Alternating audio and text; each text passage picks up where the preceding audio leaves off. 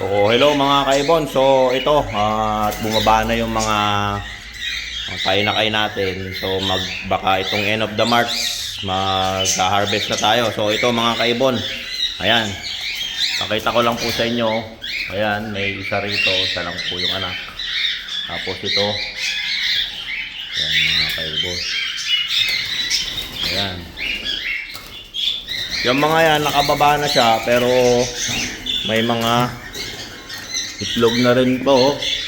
May itlog na, tapos kabababa lang po yung inakay. So, ganyan po sila. Kalakas yung mga kondisyon ng mga alaga natin. So, ito rin, may isa lang yung kanya, naging anak. Pero may mga, may inakay na siya, oh, mga kaibon, oh. So, ayan, oh. So, papisa pa yung iba. So, ayan. Saddleback po yan, saka back to back na saddleback. So, ito naman mga silver.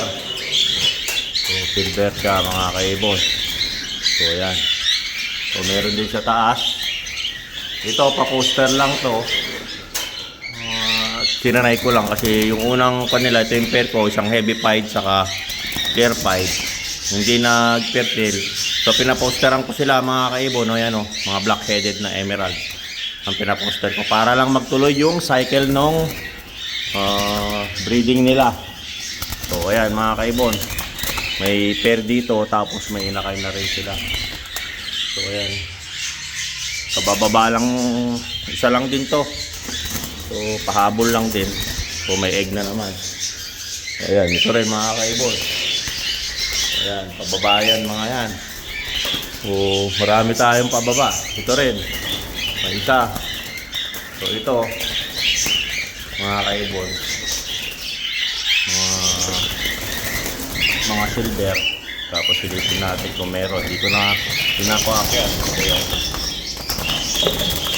May egg na yata. May egg na po isa. Tapos ito naman, ayan mga kaibon, no? Mga chick spot na split follow, saka white face. So ito, may inakay na naman tayo. So ayan yung parents nila.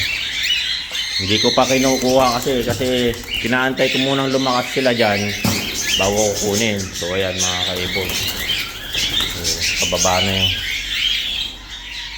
By next week siguro pwede na sila. So ayan, oh, mga double factor. Gandang double factor, oh mga kaibon, oh. Double factor na palo yan. Saka ito, mga heavy pied. Pababa po yan lahat. So meron din dito emerald. Ayan, dalawa. May egg na naman. Nakababa na itong dalawa na to. Inakay yan na meron pa sa loob. May egg na siguro yun. So ayan mga kaibon. So nakita nyo yung mga ha-harvest natin of end of the March. So pangatlong harvest na natin to.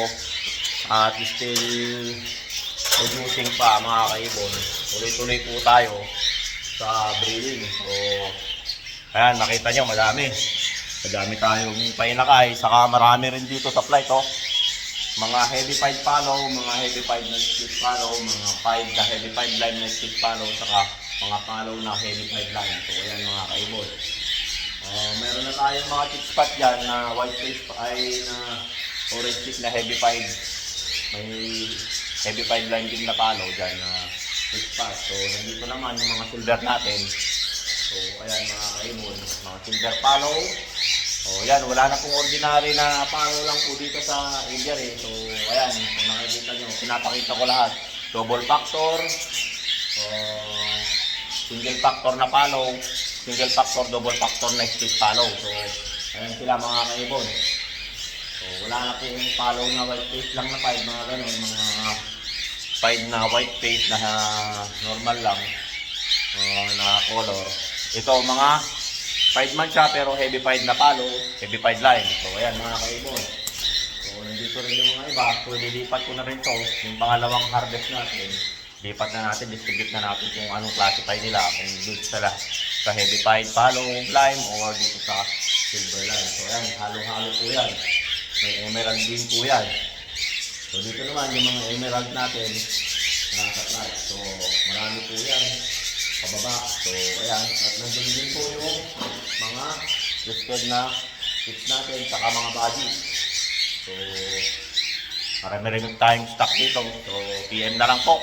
So, don't forget to subscribe my YouTube channel, Warren Palakpak Kaibon.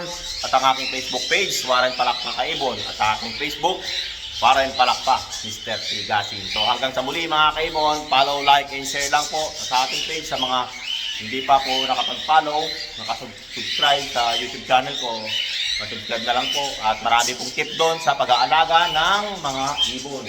Sa mga procedures. So, ayan, mga vitamins, nandun po. Sa aking Facebook naman, i-share ko po yung mga aking mga ibon, mga pair, mga iba-ibang klase. So, like and share and follow po. Pa-subscribe na lang po. Maraming pong salamat. Hanggang sa muli. Paalam.